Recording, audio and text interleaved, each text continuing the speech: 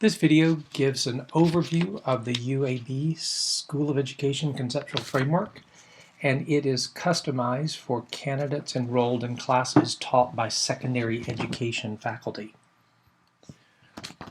The work you do to become a teacher or to advance your certification is done in the context of the School of Education.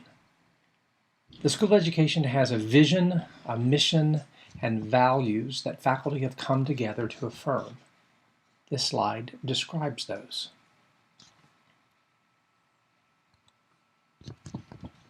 The conceptual framework contains a lot of details. This visual summary may help you in keeping things in order as you try and remember all of the pieces of the conceptual framework and to see how they fit together. Notice that the learner is the center of everything that we do as teachers.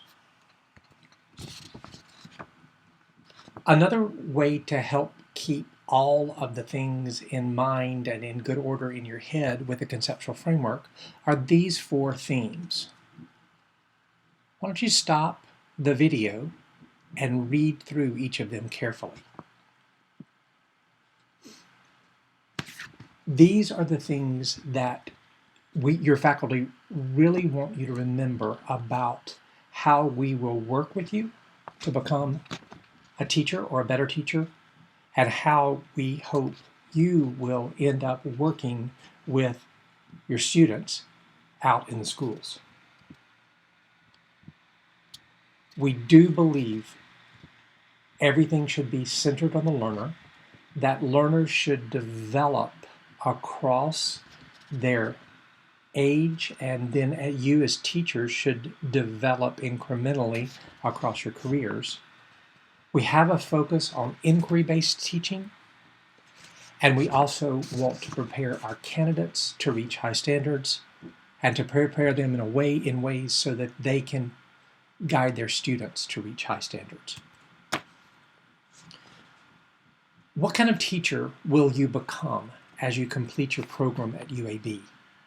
Currently, UAB programs prepare you to reach outcomes in these 11 areas. Again, you might want to stop the video and scan through each of the 11 areas. Keep in mind that you will be asked to do work in all of these 11 areas as you go through your program. Although often in secondary education, a single piece, a single high-stakes artifact may address multiple outcomes at once. Do you remember developmental as a theme?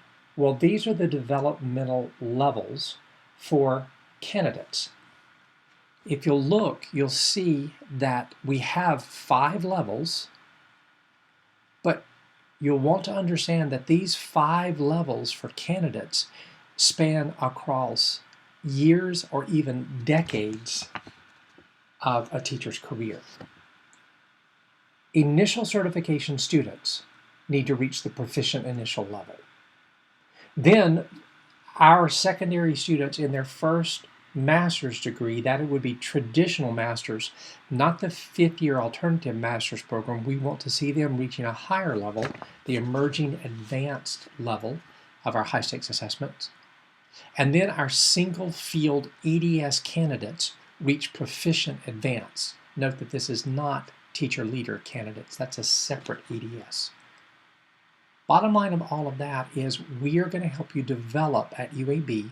We're here to help you develop across a whole career as we help you reach higher and higher standards. Did you remember? That's another one of our theme, standards. And these are the levels of the standards we hope you'll reach. That previous slide was on, Now, for initial certification,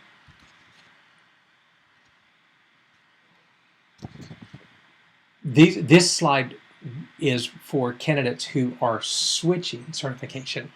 Excuse me. So this would be someone who, for secondary, who decides to go in a different direction rather than advancing a previously held secondary certification to a higher level. If you look at this level, you will see areas that are different than secondary ed, such as school psychometry or counseling. And then this slide shows the developmental process for those candidates in those other areas and how they move through proficient initial, emerging advanced, and proficient advanced.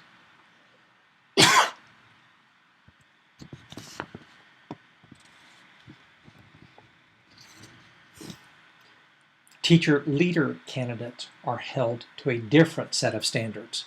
In secondary education, we have teacher leader candidates, and here are their outcomes. There are 4, and these are designed to meet the teacher leader standards in the Alabama Teacher Education Code. This is mainly to help teacher leader candidates understand that their outcomes are different than the 11 outcomes shown before. Now, key assessments. Again, remember developmental progress. These are key assessments for TEP students who are undergraduates. And notice how there are 3 milestones: pre-admission, then the key assessments for entering TEP, and then the key assessments for exiting after student teaching and earning initial certification. This is for undergraduates. Similarly, here are the key assessments for alternative fifth-year master's students who are getting their initial certification. Because it's initial certification, the pathway is similar. Through the key assessments, it results in initial certification. In secondary education, our advanced teacher education programs are the traditional master's program and the EDS single subject field programs. Here are the key assessments for pre-admission and then the key assessments as they finish up their program. So what kind of values are we looking for as secondary faculty? Thus far, almost everything you've seen regards the knowledge and skills you need to have to be an effective teacher.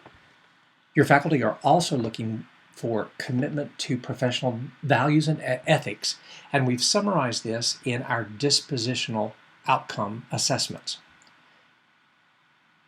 Stop the video, read carefully, and make sure you understand the 8 dispositions that we're looking always for to make sure our students our candidates are making good progress toward.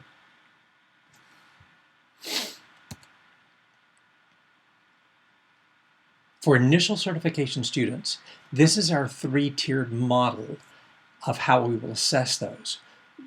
We are watching for dispositions within coursework, and we make note and document any unsatisfactory professional dispositions that appear there. We also do a field-based assessment of professional dispositions during selected key field experiences. And we are also looking for assessment of professional dispositions during the final student teaching internship. Keep in mind, this assessment system is for initial certification. Behind the scenes, behind all of the conceptual framework thinking, your faculty have 8 beliefs, and they're summarized on these next 2 slides. Here are the first 4. Scan through those. And then the last 4. Keep in mind, these are behind the scenes beliefs, but we as your faculty want you to know what we believe so that you can see how our beliefs are transparent. We've told you those, and how our beliefs guide everything that we created in the conceptual framework. And we'd like you to click the link and complete a quick survey on the conceptual framework. That will help us to make sure that we are serving you well.